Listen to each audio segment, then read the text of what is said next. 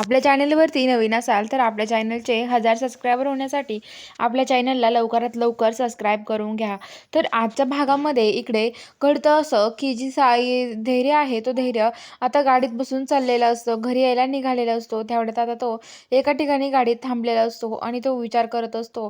तेवढ्यात त्याला भास होतो सावी त्याच्याजवळ येऊन बसली आहे आणि सावी म्हणत आहे की काय धैर्य, काय हो धैर्य, काय विचार करताय, करमत नाही वाटतं माझ्याशिवाय तुम्हाला, असं त्याला भास होतो. तर आता लगेच धैर्य म्हणतो, "अहो सावी, तुम्ही ते का आलाय माझा पाठलाग करत करत, मला सांगा ना, जा तुम्ही इथून," असं म्हणत असतो. तर आता सावी म्हणते की नाही धैर्य, अशी थोडीच जाणार आहे मी इथून, असं ती म्हणते. आणि आता लगेच धैर्य म्हणतो की नेमकं खरंच सावी आली आहे की मला भास होतोय, हेच मला काही कळत नाहीये, असं धैर्य म्हणत असतो. आणि आता लगेच धैर्य म्हणतो की काय हो सावी, तुम्हाला काय पाहिजे नेमकं, का तुम्ही माझा पाठलाग करताय सांगा ना.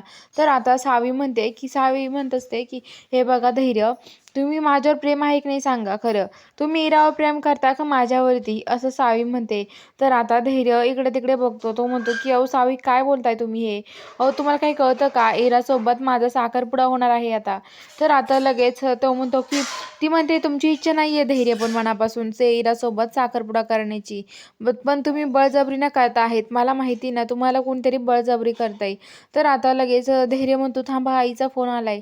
तर इकडं दामिनी धैर्यला फोन करते आणि म्हणते धैर्य, जिथे कुठं असेल असेल तसा लवकरात लवकर घरी निघून ये. धैर्य म्हणतो काय झालंय आई, तर ती म्हणते की तू लवकर घरी ये, मग तुला कळेल. आणि आता लगेच ते घरी येतात.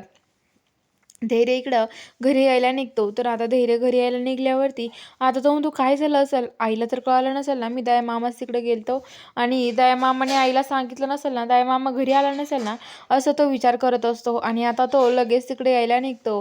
तो म्हणत असतो की लवकर जायला हवं मला.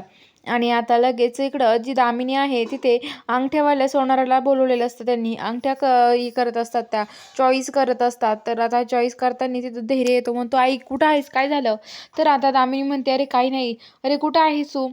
तर आता लगेच म्हणतो की काय, तर आता लगेच अरे कुठं गेलतस तू, इकडे चल लवकर. तर ते म्हणतात कशाला, तर ते म्हणतात की ये इकडं लवकर, तुला काहीतरी सांगायचं आहे मला. तर आता ते म्हणतात की ठीक आहे, काय झालं. तर आता लगेच ते म्हणतात की हे बघ, तुला एक सांगू का मी, हे बघ आता जे घडतंय ना, तुला माहिती आहे का. तर आता लगेच हे बघ, तू लवकर अंगठी चॉईस कर, आणि आता लवकरात लवकर तुमचा साखरपुडा जवळ येतोय, अंगठी चॉईस करायला नको का तू, किती वेळ झालाय आता, लवकरात लवकर अंगठी चॉईस कर म्हणजे बरं होईल. तर ते म्हणतात की ठीक आहे, धैर्य म्हणतो. धैर्य तो म्हणतो की आई तू माझ्यासाठी अंगठी चॉईस कर ना, माझं काय गं, मला आवडेल तुझी चॉईसची. तर आता लगेच ती म्हणते की नाही नाही धैर्य, तू तुझ्या चॉईसने कर, माझं काही नाही एवढं. तर आता लगेच धैर्य म्हणतो की ठीक आहे. धैर्य तिथे येऊन बसतो आणि ती दामिनी आता सावीला पण बोलून आणते अंगठ्या चॉईस करायला.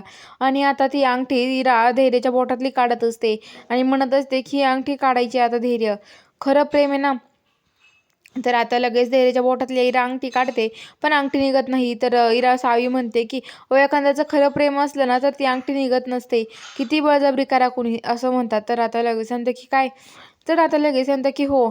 तर आता लगेच इरा म्हणते की अहो धैर्य, काय बोलते ही, आणि तुमचं आता प्रेमच नाही त्यामुळे उपयोग काय आहे. सावी म्हणते आता अंगठी काढून टाका धैर्य तुम्ही, असं म्हणते. पण आता धैर्याच्या बोटातून ती अंगठी निघत नाही. इराला खूप राग येतो.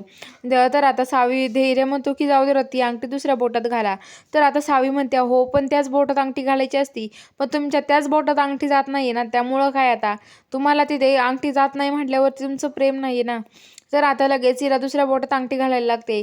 तर आता लगेच सावी म्हणते की बघितलं का धैर्य, असं म्हणते. तर बघूया आता पुढील भागात काय घडणार आहे, बघायला चॅनलला सबस्क्राईब करा.